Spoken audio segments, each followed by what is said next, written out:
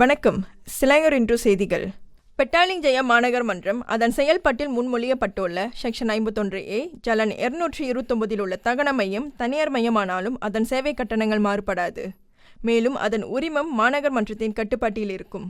பெரியவர்களுக்கு 180 ரிங்கெட் மற்றும் குழந்தைகளுக்கு 100 ரிங்கெட் என்ற தற்போதைய கட்டணமே அனுசரிக்கப்படும். அதே வேளையில் தற்போது 3 தகன உலைகளை கொண்ட அதை தரம் உயர்த்தி உலைகளின் எண்ணிக்கை 5ஆக அதிகரிக்கப்படும். இறந்தவர்களை நிர்வகிக்க மிகவும் முறையான மற்றும் பயனர் நட்பு வசதிகள் தேவை என்பதை MPPJ புரிந்து கொண்டுள்ளது. குறிப்பாக இறுதி சடங்குகள் தொடர்பான நிகழ்வுகளை நடத்தும் போது ஏற்படும் இடக்கட்டுப்பாடுகளை சமாளிக்கவும் உயரமான கட்டிடங்களில் வசிக்கும் குடியிருப்பாளர்களின் எதிர்பார்ப்புகளை கருத்தில் கொள்ள வேண்டியுள்ளது.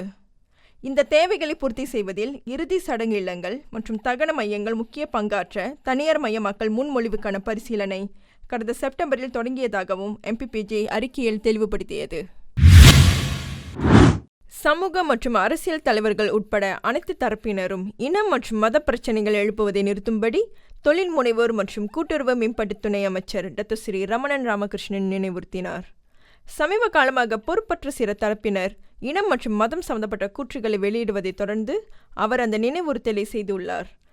சமூக வலைத்தளங்களில் உள்ள கூற்றுகள் மத உணர்வுகளை தூண்டும் வகையில் உள்ளன. நாட்டின் ஒற்றுமை மற்றும் நல்லிணக்கத்திற்காக இதுபோன்ற செயல்கள் தவிர்க்கப்பட வேண்டும் என்றும் அவர் கேட்டுக்கொண்டார். மஸ்ஜித் இந்தியாவில் அமைந்திருக்கும் தேவி ஸ்ரீ பத்திரகாளியம்மன் ஆலயத்தை பார்வையிட வந்தபோது அவர் செய்தியாளர்களிடம் இதை தெரிவித்தார். ஆலய இடமாற்றம் தொடர்பான பிரச்சினை குறித்து கருத்துரைத்த சுங்காய் புலோ நாடாளுமன்ற உறுப்பினருமான ரமணன் இவ்விவகாரத்திற்கு சிறந்த தீர்வு கிடைக்கும் வரையில் பொறுமையாக இருப்பதோடு தேவையற்ற கூற்றுகளை வெளியிட வேண்டாம் என்றும் கேட்டுக்கொண்டார்.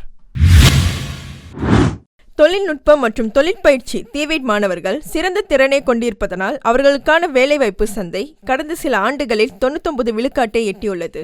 சொந்த ஆள் பலத்துடன் நிபுணத்துவத்தை உருவாக்க தொழிற்திறன் துறையில் கவனம் செலுத்த வேண்டும் என்ற கல்வி அமைச்சின் திட்டத்திற்கு ஏற்ப டிவேட் கல்வி பயிற்சி அமைவதாக கல்வி அமைச்சர் பட்னிலா சிடே தெரிவித்தார். தொழிற்கல்வி கல்லூரிகளை மேம்படுத்துவது பொருட்டு அதற்கான சிறந்த பாடத்திட்டங்களை அடையாளம் காண உதவுவதில் தொழில்துறையினர் பங்கு வகிப்பதாக அவர் குறிப்பிட்டார்.